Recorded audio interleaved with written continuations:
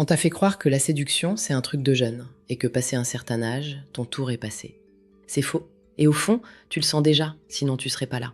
Parce que la vérité que personne ne dit, c'est que certains hommes deviennent plus magnétiques en vieillissant. Et d'ici la fin de cette vidéo, tu vas reconnaître en toi les signes qui séparent l'homme senior qu'on regarde encore de celui qu'on a cessé de voir. Commençons par le premier, et c'est celui que la plupart sous-estiment complètement. Tu n'as plus besoin d'être au centre de la pièce. Tu l'as déjà été, peut-être. Tu connais le goût de l'attention, et tu sais aussi à quel point c'est creux quand il faut la mendier. Du coup, tu entres quelque part sans rien forcer. Tu écoutes plus que tu ne parles. Et bizarrement, c'est exactement ça qui attire les regards. Parce qu'une femme repère en 3 secondes la différence entre un homme qui réclame de l'espace et un homme qui en occupe naturellement sans bruit. Le jeune homme veut être remarqué. L'homme posé se fiche de l'être, et c'est précisément pour ça qu'il l'est. Tu vois la nuance? Ce n'est pas de l'arrogance. L'arrogance, c'est encore une demande déguisée. C'est encore un homme qui crie « Regardez-moi » avec d'autres mots. Ça, c'est autre chose. C'est le calme de quelqu'un qui n'a plus rien à prouver à personne et qui pourrait quitter la soirée à tout instant sans que ça lui coûte quoi que ce soit. Ce détachement-là, on ne peut pas le jouer. Soit tu l'as payé avec les années, soit tu ne l'as pas. Deuxième signe, ton visage raconte une histoire et tu as arrêté d'en avoir honte. Quelque part, on t'a vendu l'idée que les rides étaient un défaut à corriger, une chose à cacher ou à gommer. Mais regarde bien comment les choses se passent en vrai. Un visage trop lisse à 60 ans ne rassure personne. Il inquiète. Alors qu'un homme qui assume ses traits, sa barbe grise, ses cernes de mauvaise nuit et de bonnes décisions, dégage quelque chose qu'aucun jeune homme ne peut imiter. La preuve vivante qu'il a traversé des choses et qu'il est toujours debout. Imagine 2 hommes au même comptoir. L'un passe sa main dans ses cheveux toutes les 2 minutes, vérifie son reflet dans la vitre, ajuste son col, rentre discrètement le ventre quand quelqu'un passe. L'autre est juste là, immobile, un demi-sourire, le regard tranquille, les épaules basses. Devine lequel on a envie d'aborder. Ce n'est jamais celui qui se surveille. C'est celui qui a oublié qu'on pouvait le regarder, parce qu'il a cessé de se regarder lui-même avec angoisse. Un homme à l'aise dans son propre corps vieillissant est plus rare, et donc plus précieux, qu'un beau gosse de 25 ans terrifié à l'idée de déplaire. Et c'est là que ça devient intéressant pour toi, parce que tu fais déjà partie des rares qui réfléchissent à ça au lieu de subir. La plupart des hommes de ton âge ont baissé les bras sans même s'en rendre compte. Ils ont commencé à s'habiller pour disparaître, à parler pour ne déranger personne, à se ranger dans la catégorie « trop vieux pour ça » avant même que quiconque les y mette. Toi, tu te poses encore la question. Garde cette curiosité car c'est elle, bien plus que n'importe quelle crème ou n'importe quel régime, qui te garde vivant aux yeux des autres. Passons à ce qui se joue plus profond, parce que les 2 premiers signes ne sont que la surface visible. Ce qui suit, ça ne se voit pas sur une photo. Ça se ressent dans une pièce. Troisième signe. Tu sais tenir un silence sans paniquer. Observe les gens en société. La plupart parlent pour combler, pour rassurer, pour ne pas laisser le vide s'installer. Un blanc dans la conversation, il se précipite pour le remplir avec n'importe quoi. Une blague maladroite, une question de trop. Toi, tu laisses respirer. Tu poses une question et tu attends vraiment la réponse, sans déjà préparer la tienne.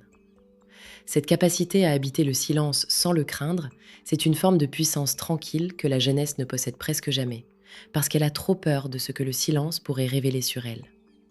Et pense à l'effet que ça fait en face. Une femme qui parle à un homme capable de se taire et de la regarder vraiment se sent écoutée d'une façon qu'elle a presque oubliée. Pas écoutée poliment en attendant son tour de parler, écoutée pour de vrai. Dans un monde où tout le monde attend juste de répondre, l'homme qui sait se taire devient une oasis. Le silence qui te terrifiait à 20 ans est devenu à 60 ton arme la plus discrète. Quatrième signe, et celui-là est cruel pour ceux qui ne l'ont pas. Tu as cessé de courir après l'approbation. À 20 ans, chaque interaction était un examen. Est-ce qu'elle me trouve drôle? Est-ce que je dis ce qu'il faut? Est-ce que je suis assez? Cette fin-là, on la sent à des kilomètres. Et elle repousse, parce qu'elle transforme chaque échange en demande silencieuse. Mais à un moment, certains hommes posent ce fardeau. Pas par résignation, par libération. Tu n'as plus besoin que chaque personne t'aime. Et cette absence de besoin change tout dans ta façon de regarder quelqu'un, de parler, de partir si l'échange ne vaut pas la peine. Pense à ce que ça fait en face. Une femme habituée aux hommes qui quémandent son attention tombe soudain sur un homme qui apprécie sa présence, mais ne s'effondrerait pas si elle s'en allait. C'est déstabilisant et profondément attirant. Parce que pour la première fois, elle ne contrôle pas la dynamique par son seul charme, et ça, secrètement, c'est ce que beaucoup recherchent sans jamais l'avouer. Un homme qui ne plie pas devient un mystère qu'elle a envie de résoudre. L'homme qui n'a besoin de l'approbation de personne est le seul dont l'approbation a encore de la valeur. Cinquième signe, et c'est le plus difficile à feindre parce qu'il ne se joue pas dans l'apparence du tout. Ta présence rassure au lieu d'agiter.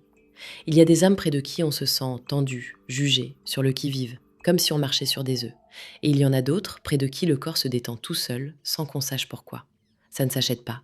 Ça vient d'une vie où tu as appris à gérer tes propres tempêtes au lieu de les déverser sur les gens autour de toi. Tu as enterré des proches, tu as encaissé des coups dont tu n'as parlé à personne. Et au lieu de te rendre dur, ça t'a rendu stable. Une femme, près d'un tel homme, baisse la garde. Elle respire. Elle se surprend à raconter des choses qu'elle ne dit pas d'habitude. Et c'est souvent là, dans ce relâchement-là, que naît un désir qu'aucune technique de drague n'a jamais su provoquer. Parce que le désir véritable ne naît pas de l'excitation, il naît de la sécurité. Ce genre de calme ne s'imite pas, on le porte parce qu'on l'a payé, année après année, épreuve après épreuve. Maintenant, si tu veux vraiment comprendre ce qui se passe dans la tête d'une femme face à un homme comme ça, pourquoi ces signes la touchent si profondément et comment les renforcer sans jamais tomber dans le numéro de séduction, j'ai rassemblé tout ça dans le manuel interdit de la psychologie féminine, disponible en description. Ce sont les mécanismes que les femmes ne diront jamais publiquement, mais qu'elles appliquent systématiquement. Ce n'est pas de la théorie de salon, c'est la carte exacte de ce dont je te parle depuis le début de cette vidéo. Le lien est juste en dessous et le tarif d'aujourd'hui ne tiendra pas longtemps. Les hommes qui comprennent ces choses tôt s'épargnent des années de malentendus et de portes fermées sans savoir pourquoi. Reviens à toi maintenant. Si tu t'es reconnu dans ne serait-ce que 3 de ces signes, comprends bien ce que ça veut dire. Tu n'es pas un homme dont le meilleur est derrière lui. Tu es un homme qui entre enfin dans la version la plus dangereuse de lui-même, celle qui n'a plus rien à prouver, plus rien à craindre et plus personne à convaincre. Et si tu ne t'es reconnu dans aucun, ne le prends pas comme une condamnation, prends-le comme une carte. Tu sais désormais exactement où regarder. Tu ne deviens pas moins séduisant en vieillissant.